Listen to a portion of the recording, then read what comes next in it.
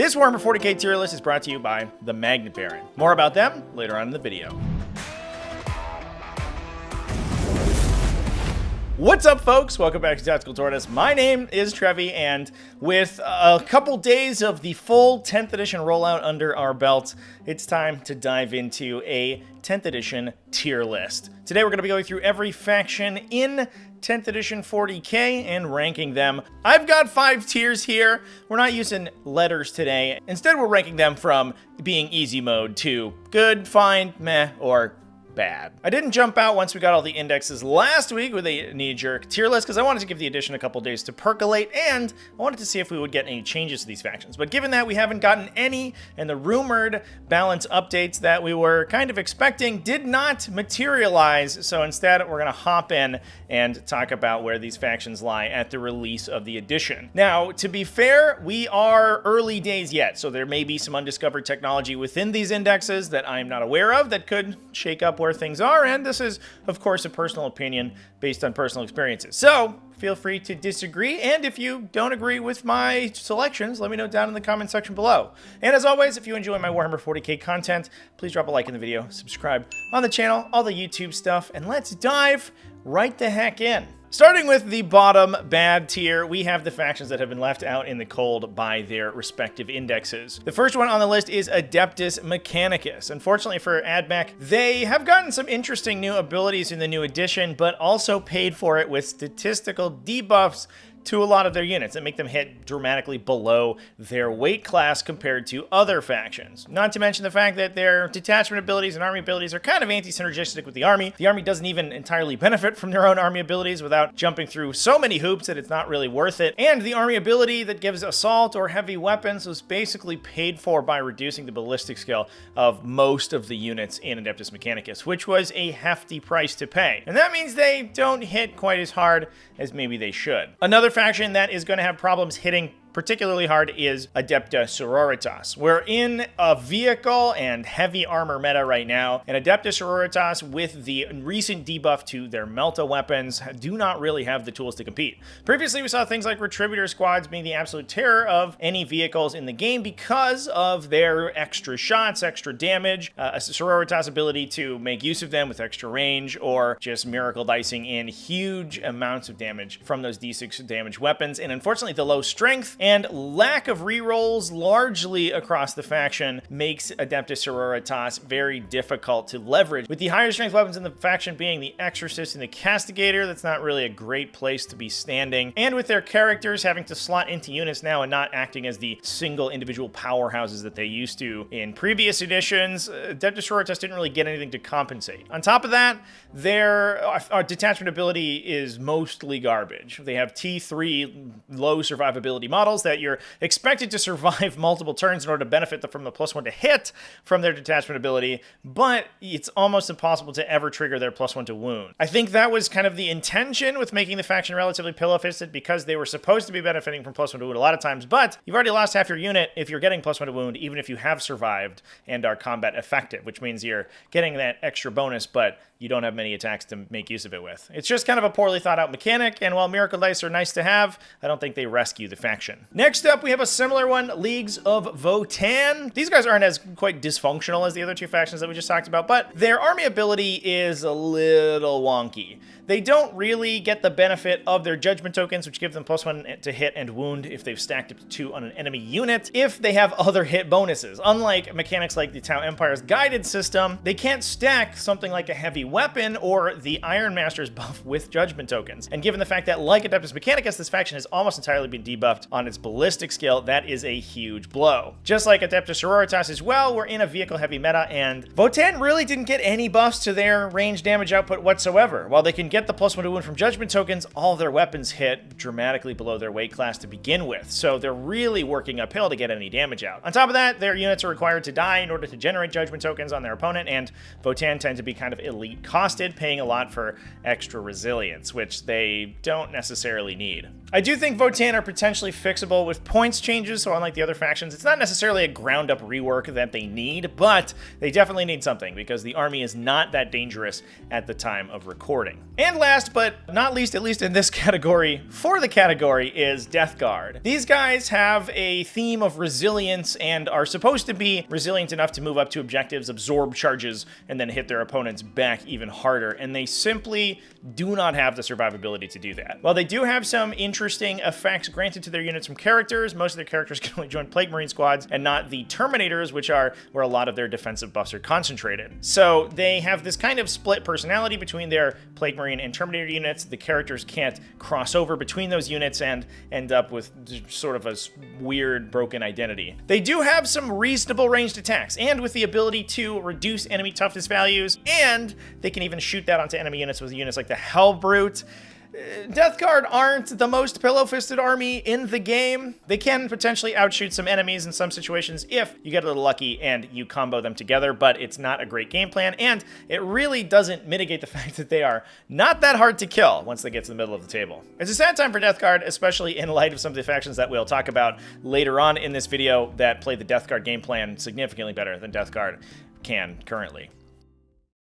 Are you gearing up for Warhammer 40k's 10th edition, but unsure of what war gear you want your units to be equipped with? With a new rule set for the game comes a ton of new challenges, and it's hard to be prepared for everything. You've got new opposing armies to play against, new enemy units to contend with, and a quickly changing metagame. Maybe you're worried about erratas impacting your models or the loadouts you've assembled them with. Well, I have an easy solution for you, and that is magnets. And the easiest way to access that easy solution is the Magnet Baron, your one-stop shop for all of your model modularity needs. Modularity needs. Nailed it. The Magnet Baron is the best place to go to get your armies ready for playing within the new edition. They offer magnetization sets for a wide variety of Warhammer 40k model kits that includes the specific components that you need to magnetize them and allow them to build in any loadout available. So your units can remain flexible without having to break the bank buying additional bits or extra models. Not only that, but the Magnet Baron also includes a wide variety of other useful gaming accessories, including sturdy flight stands that don't snap as soon as you take them out of the box, convenient movement trays for moving large units around, as well as a wide variety of hobby magnets in a frankly ridiculous selection of shapes and sizes. So you can modulate any bit for any model in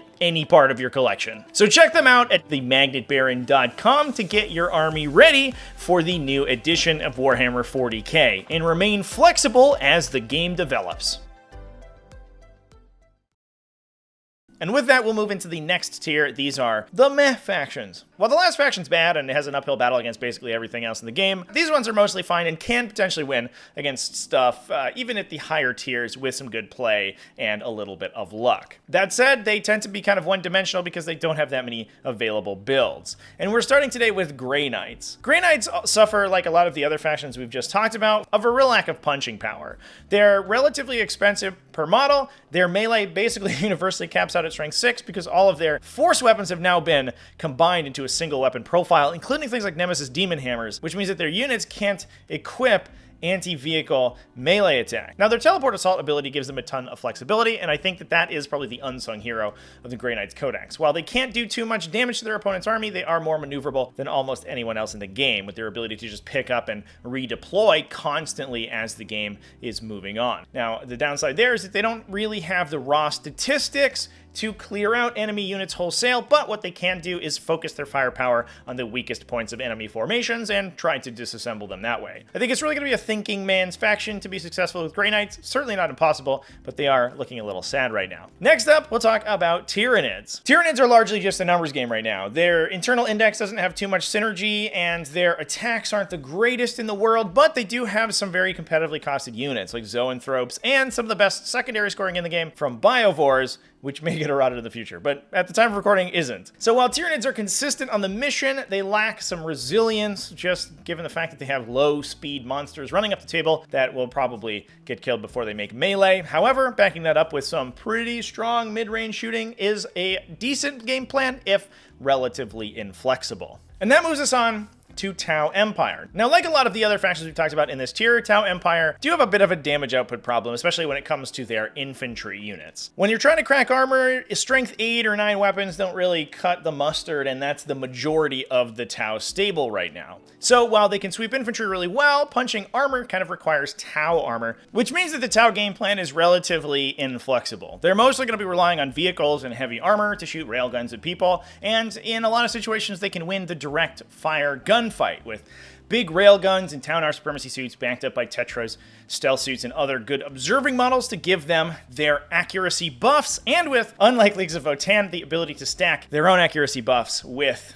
other buffs from things like the heavy keyword. Tau can get to some pretty high accuracy numbers with high strength weapons and floating rerolls on top. So Tau shooting can be low volume but incredibly powerful, and in some matchups that is going to see victory, but in some instances they are just going to be pushed off the midboard of the table, not really have the attack volume to respond, and fall apart. Next up we have Drukhari, which is in kind of a similar boat but in the opposite direction. Drukhari, a little bit idiosyncratically as a melee faction, has gotten some of the least exciting melee profiles in the entirety of the edition. And while they do have some interesting utility, largely I think the faction is going to be relying on ranged attacks fueled by their pain token mechanic. Now, Drukhari builds can take a ton of pain tokens to begin with, and with units like the Chronos, they can recycle those pain tokens constantly, using those to buff the accuracy of weapons like Dark Lances. And with units like Scourges able to mount 4 Dark Lances in a unit that constantly moves and shoots, or taking units of Cabalite Warriors inside Raiders to fire multiple heavy armor cracking weapons out of the Raider buffed by a single pain token,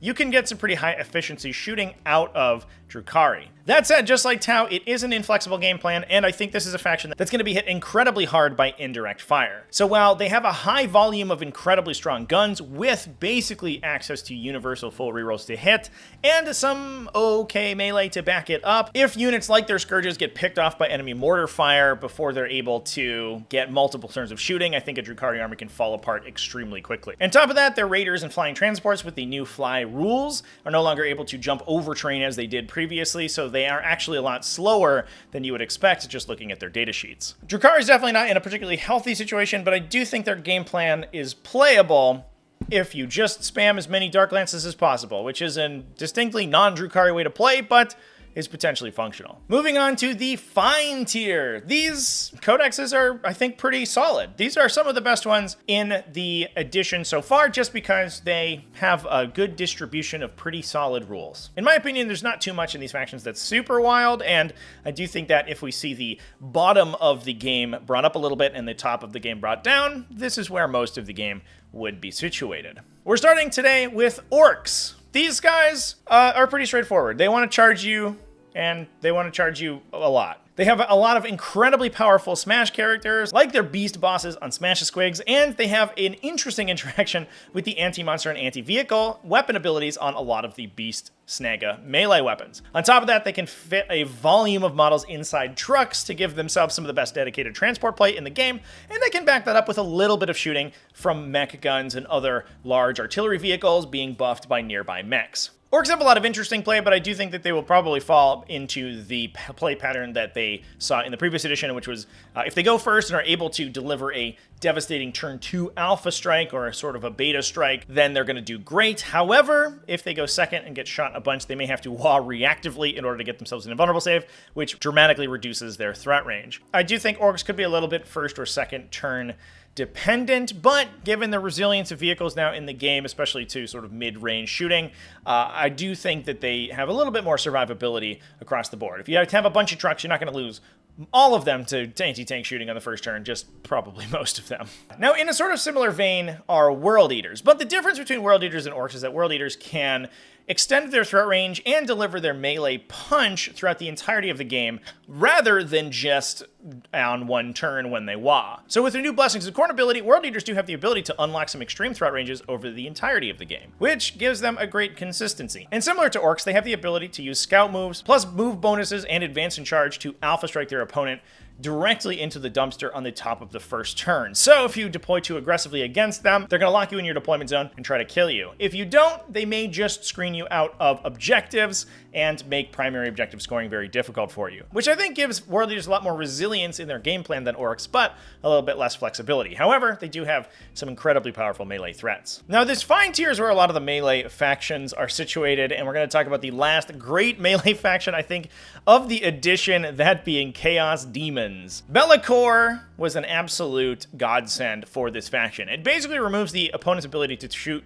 the entire Demons army on turn 1, which allows greater demons, especially alongside their advance in charge, from Warp Surge to threaten deep into the midboard of the table on the bottom of the first turn. And even if they get first turn, they can push up aggressively and threaten deep into their opponent's deployment zone on the first turn. The downside of Demons is that they lack a lot of consistency. There's basically no rerolls in the entire faction outside of some select units, unlike Adeptus Custodes, so they don't really have that resilience to fall back on, and they're almost entirely melee oriented. On top of that, some of the core mechanics of the game kind of fight against big monsters like greater demons, so we're talking about things like objectives not being able to be stood on, the fly keyword not being able to hop over walls as easily, makes the big flying greater demons and the melee oriented monsters a little tough to maneuver around. That said, once you get stuck in, they have some of the greatest melee damage output, especially once assembling mono faction combos like Nurgle or Khorne. The top factions of the game are going to be able to kill them once they're committed, but with their immunity to ranged attacks, it's difficult to actually get to grips with them before that happens. So at least Demons get the opportunity to enact their game plan before they're shot entirely off the table. I do think that if we see the damage output of the top factions of the game reduced a little bit, Demons are going to be in a great spot, because if they can commit their greater demons or even smaller units like Bloodletters, alpha strike their opponent and be resilient enough to survive for a turn, the opponent's going to be in a tough place. And I think Demons are looking pretty good to sort of take a top spot if that does end up happening. Next up, we have Astra Militarum. And speaking of shooting people off the table, this is the poster boy faction for that game style. This army is entirely about indirect fire, and indirect fire looks incredibly strong in 10th edition. Between these guys and Space Marines, there are tons of factions that bring an immense number of ranged attacks that ignore line of sight to the table. And with Imperial Guard able to take super strong units like Manticores, Basilisks, Medusa mortar teams, all of those stuck together to bring a 500 to 700 point brick of both anti-infantry and anti-tank shooting that ignores line of sight, you cannot hide from their gun line anymore. They can follow that up with some direct fire guns and a ton of infantry to clog up the midboard, and while I think they will have some trouble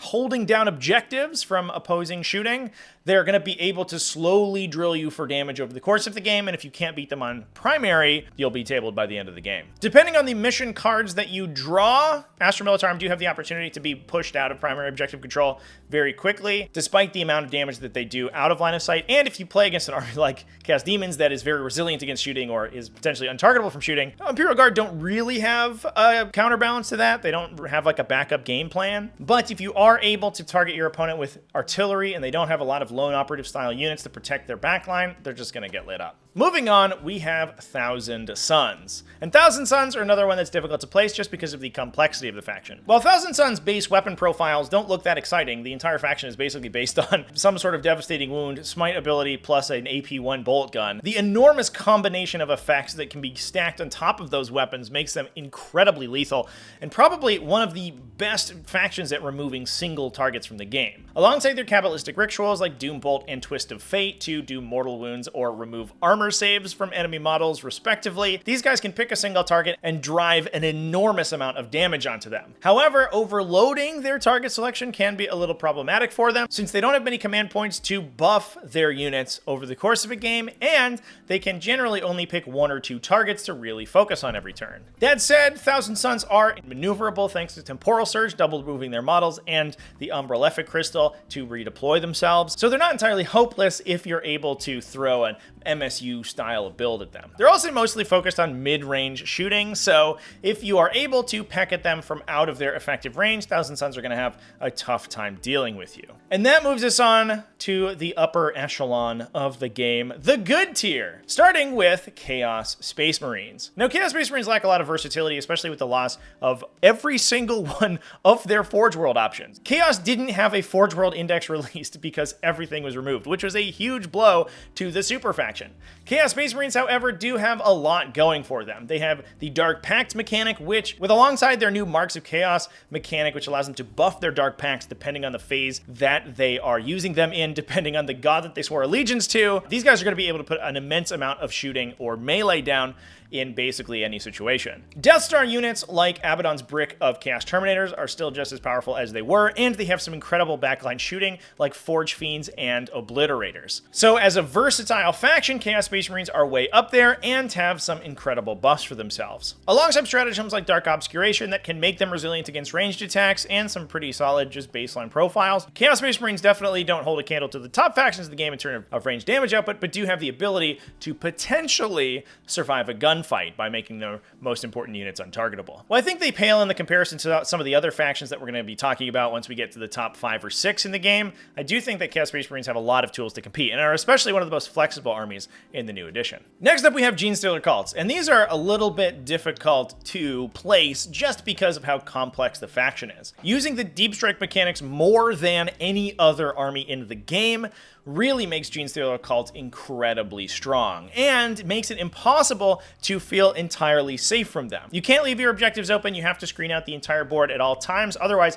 the Genstealer Cults are going to get on behind you and surround you. And with their ability to basically infinitely respawn their battle line units, these guys are going to be an absolute nightmare to deal with. That said, the entirety of their army is made up of largely low toughness, low save infantry, and their weapon profiles are not amazing. However, they can combine together to create some incredibly insane damage combos. So being able to shoot pretty well alongside being able to respawn and cover the entire table gives them very good objective control, and being a faction not entirely based around large tanks means that they may be able to escape the predations of the meta, with everyone teching to kill large vehicles like knights. That said, the new blast keyword does hit them very, very hard, and units with mass blasting attacks like Space Marine Desolators are going to destroy most of a Genestealer Cult army very quickly. I guess it's good that they respawn infinitely. So I think it's a real question of how predominant those blast weapons become, how much people tank into single fire anti-vehicle weapons, and how good big hordes are,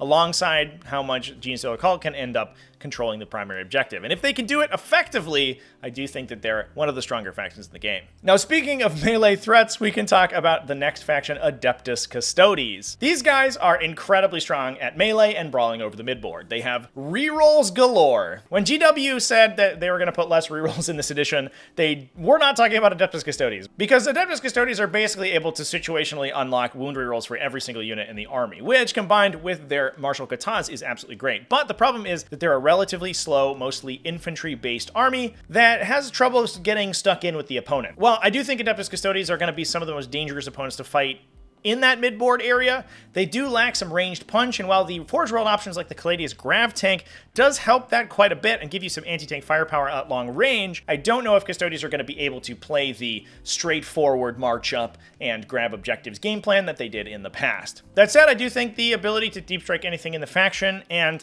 the power of their infantry units does give them a little bit of resilience. The one downside is that I think while people are teching for anti-tank weapons, those also do tend to just tangentially pick up Custodian Guard, which is a very expensive investment that you don't really want to lose. Moving on, we have Space Marines, and I'm going to commit kind of a faux pas here and talk about all the different varieties of Space Marines all together at once. This isn't because I think they all play the same or anything. I just think that this video is going to be long enough as it is, and so in the name of expedience, I'm going to jam them all together. Not to mention the fact that a lot of these Space Marine subfactions will play Gladius Strike Force, and I think a generic Space Marine army playing Gladius Strike Force is sort of the baseline for all Space Marines, at least until we get a little bit more data of how each individual chapter plays. Now, with the support of their characters and the incredibly strong Oaths of Moment ability, plus the second, or maybe first, depending on who you ask, best indirect fire in the entire game, Space Marines have really built themselves into an absolutely demoralizing gun line. With the ability to take tons of units with the blast keyword, the ability to stack offensive buffs and +1 AP on those indirect fire weapons, and then give them full rerolls with Oaths of Moment, potentially selecting multiple targets depending on the chapter that you're playing in, you can absolutely destroy enemies without really having them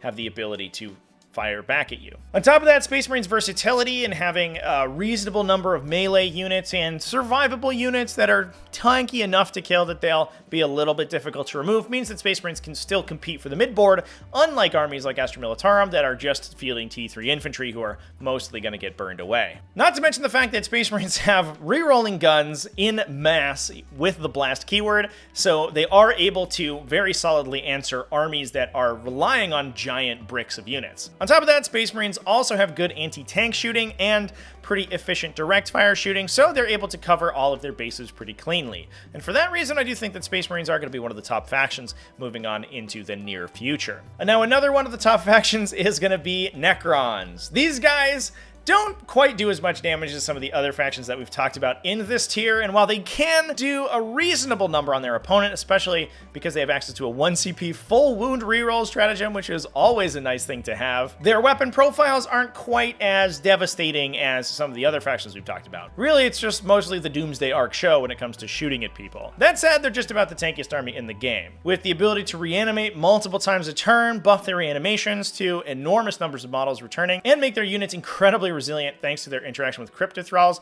Their infantry bricks are essentially impossible to kill, and their vehicles, while low toughness, are protected by invulnerable saves. So even while everyone's stacking AP to get through high saves with cover, Necron vehicles don't care about any of that. They're just going to be saving on a 4+ anyway. Alongside, again, reanimation protocols, repairing their vehicles over the course of the game, and feel no pains from units like the Tomb Spider. Despite the fact that their defensive stats aren't that great, these vehicles can survive a lot longer than you would expect. Now, while armies like Space Marines and Eldar can kill Necron units relatively efficiently, it is difficult to do so, and a lot of armies can't deal with them before they're able to push you out on primary. And because of that primary objective domination, I think that Necrons are going to be in a very good spot. That said, they are kind of a stat check. If you do have the mortal wound or just raw damage output, high power blast attacks to deal with their big units, you can wipe Necrons off the table. And they're slow enough that they don't really have too many recourses to that if it happens.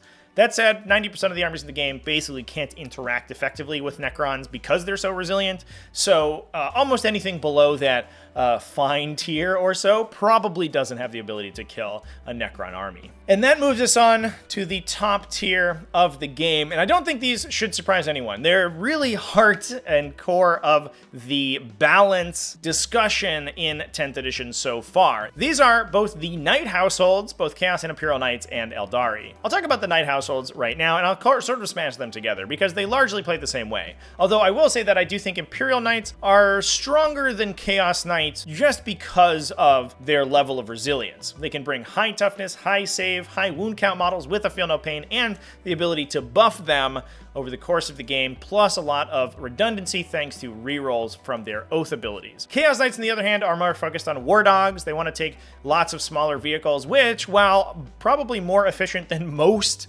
similarly costed vehicles in the game, and at a high enough volume that most armies can't deal with them, they aren't necessarily the same stat check level that Imperial Knights bring. Now, both of these factions got some incredible inclusions with the Forge World Knights Index.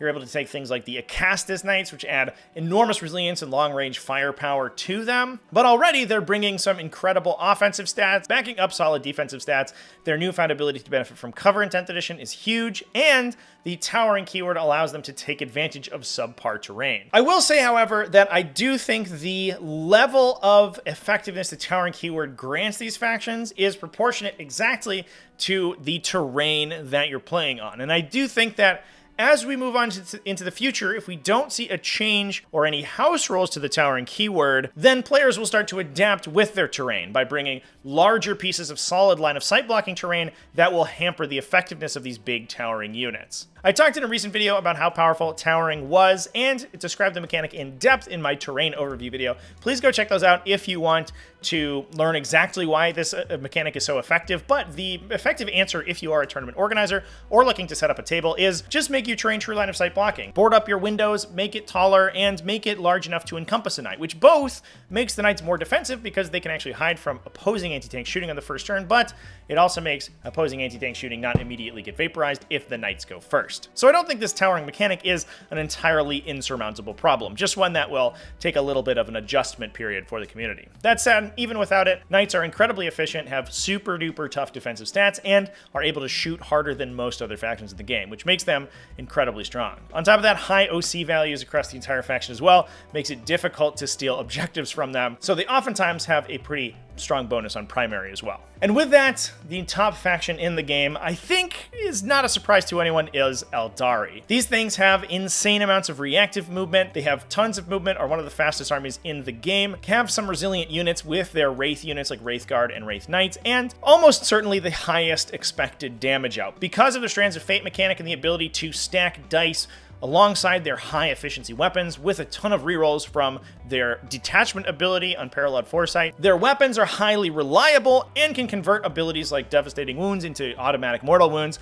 super easily. It's not a case of whether or not Eldar devastating weapons generate devastating wounds, it's a case of how many, and the answer to that is normally 6, because the Eldar player will be able to automatically flip their Strands of Fate dice into a 6. So inflicting mass mortal wounds on their opponent's army, not to mention the fact that they have tons and tons of anti-tank weapons with essentially full rerolls from that detachment ability, and some of the most efficient anti-tank shooting in units like Fire Prisms, and even indirect fire in units like Night Spinners in the entire game, alongside strong utility units like Shadow Specters, Rangers, and Warp Spiders. The faction has it all. I guess it's not that great in melee, but that's not an issue in 10th edition, generally speaking. Most armies are not competing with you in melee. The strongest armies in the game are here to shoot you, and Eldar are going to win that gunfight just about every time. And with that, that is the entire tier list for 10th edition Warhammer 40k. Let me know down in the comment section whether or not you agree with my list, and big thanks for watching all the way to the end of the video. Thanks to Magnet Barons for sponsoring this video, and thanks to everyone who supports the channel as well, either over on Patreon at patreon.com/TacticalTortoise, and all you cool folks who are YouTube members or Twitch subscribers. I love you all.